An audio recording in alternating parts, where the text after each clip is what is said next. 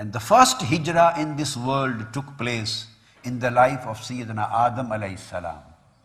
He migrated from Jannah to earth. He was the first immigrant in this world.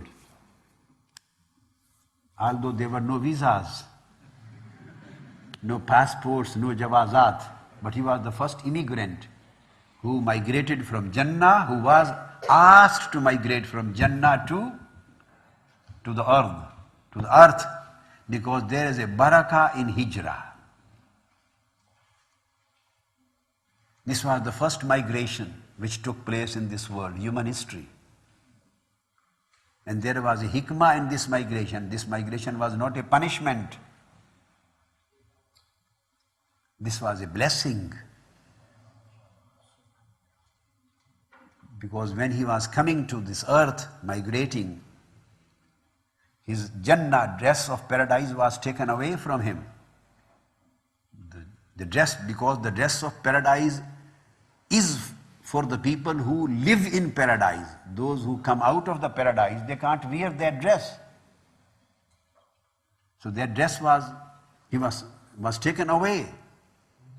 In order to come to this world for his migration, for his traveling and residing here, he needed a dress before he came to the earth.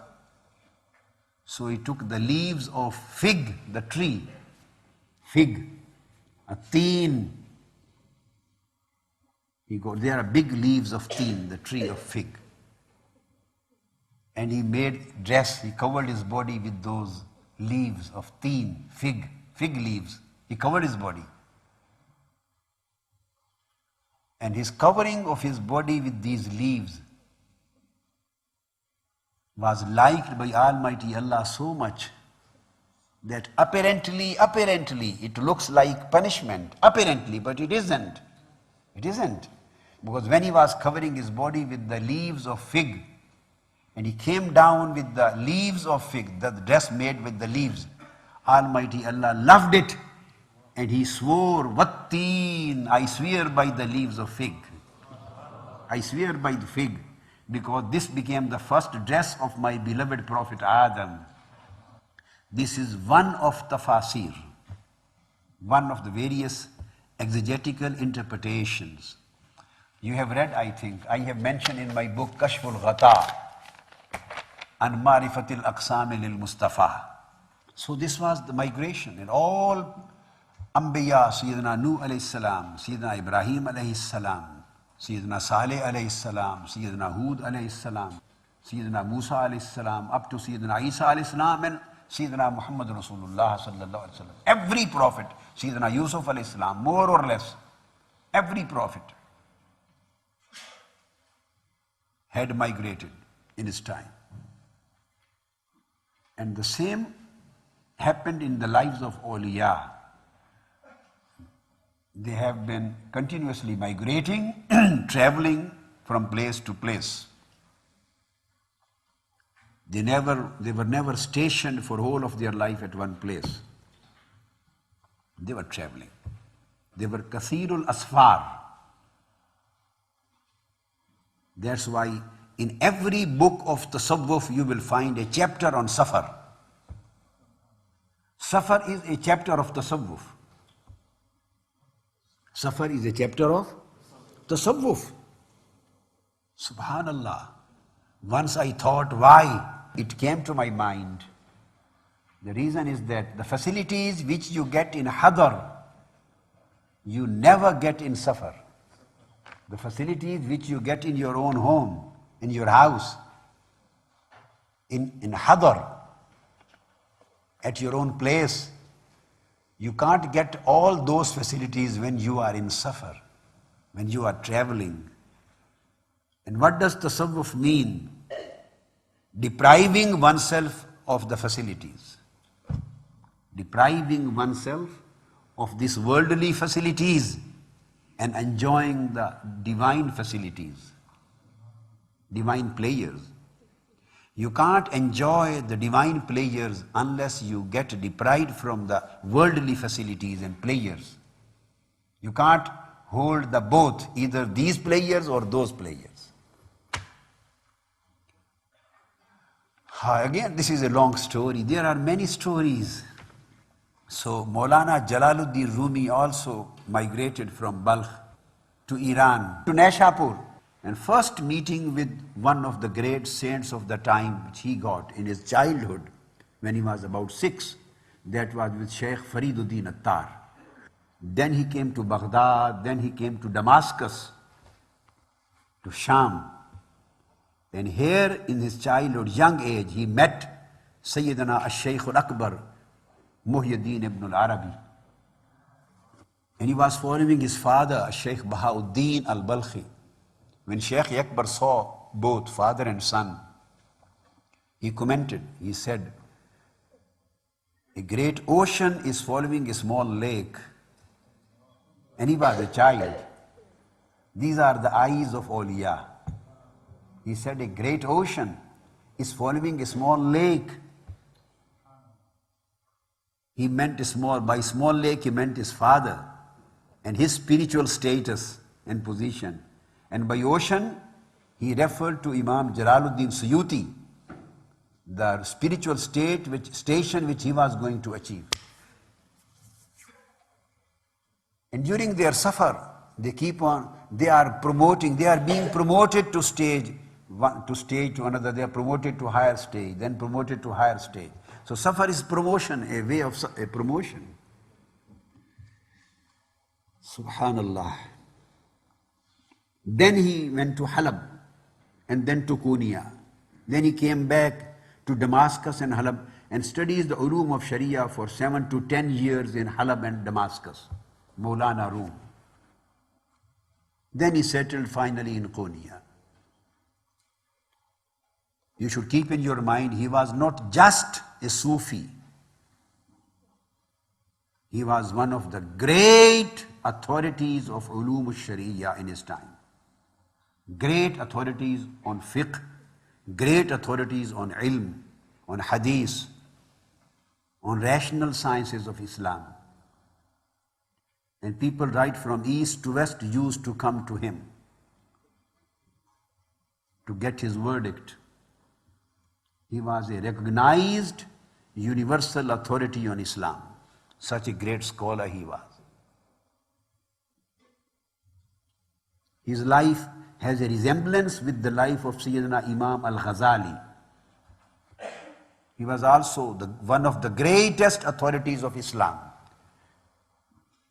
And Shaykhul Jamia al-Nizamiyya, he was Vice Chancellor of Jamia Nizamiyya, built by Tusi, Imam Ghazali. And finally, when these people reach the last border of ilm, then they realize that the whole world of this ilm cannot lead you to the ultimate truth, to the absolute reality which we were discussing and speaking about last night. The ilm, I mean al-ulum al-zahira, they can't lead you to the ultimate truth, to the ultimate reality. So after holding such a big and high position and such a highly recognized seat of knowledge, he left, Imam Ghazali left the University of Nizamiya University and went into seclusion for 10 years. And there he wrote a book, Al-Munqidh min ad-Dalal. And then he came to Ihya'u Ulumuddin. Then he got the secrets, asrar, the mysteries, the secrets, and he started revealing the secrets of Deen and Ma'rifah. The same thing happened to Imam Jalaluddin Imam Jalaluddin Rumi, rahimahullah ta'ala, since the word Suyuti came out of my mind. He was also one of the great saints and Sufiya and awliya of his time. Not only a mufassir and muhaddis and faqih. No, he was one of the great awliya. And he saw Holy Prophet sallallahu alaihi wasallam while he was awake in daytime more than 70 times. He met Holy Prophet sallallahu alaihi wasallam. Imam Jalaluddin Suyuti and asked directly certain questions about hadith, about the Sharia matters from Holy Prophet sallallahu alaihi wasallam. He was the man, a scholar of that caliber, that stature. The same of Imam Nawawi.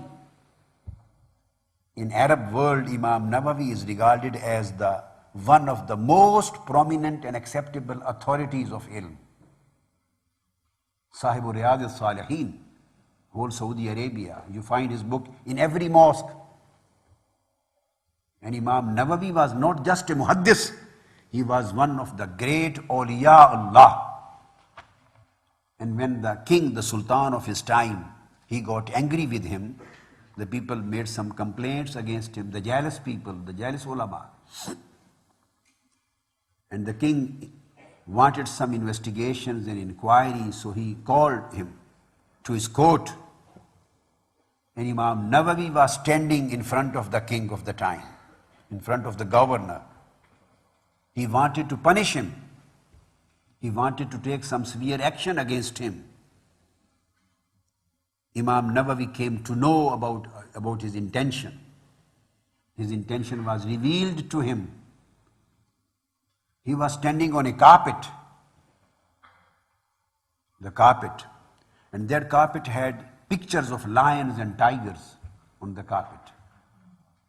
Pictures of lions. And Imam Nawawi was standing on the carpet confronting the king in his court.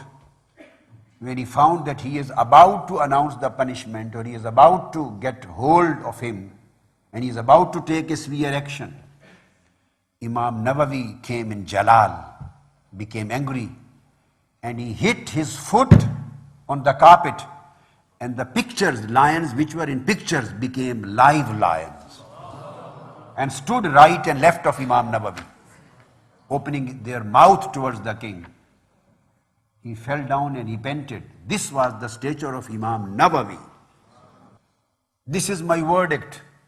Just take it as these words as verdict, a declaration. No person became Imam in ilm unless he was a saint and Sufi. Nobody could become an Imam without being a great Sufi and Arif and a great Waliullah of his time. So, a time came in his life, he used to teach the books of Sharia, books of logic, of philosophy, of fiqh, Islamic law and jurisprudence, on tafsir and hadith and all ulum al-Sharia. He used to teach to his students. Hundreds and hundreds of students used to study under him, and thousands of the talibin, the seekers of knowledge, used to visit him.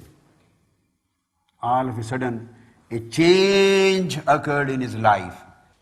So his priority started changing, priorities, his likings, direction of his life, direction of his thinking started changing.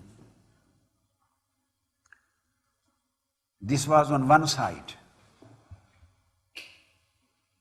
And there was a person on the other side. His name was Shamsuddin Tabriz. Imam Shamsuddin at-Tabrizi, rahimahullah ta'ala. He had an ocean of ishq and ma'rifah in his heart. An endless ocean of love of Almighty Allah and His gnosis and deep understanding of Allah's attributes, ishq and ma'rifah. And he was in the last years of his life. As the Shamsuddin Tabrizi, he became upset and asked Almighty Allah, whom should I transfer this ocean to, which I am having in my heart, and which you have created in my heart and in my spirit? Whom should I transfer this ocean to? He looked around and couldn't find anybody capable of that ocean.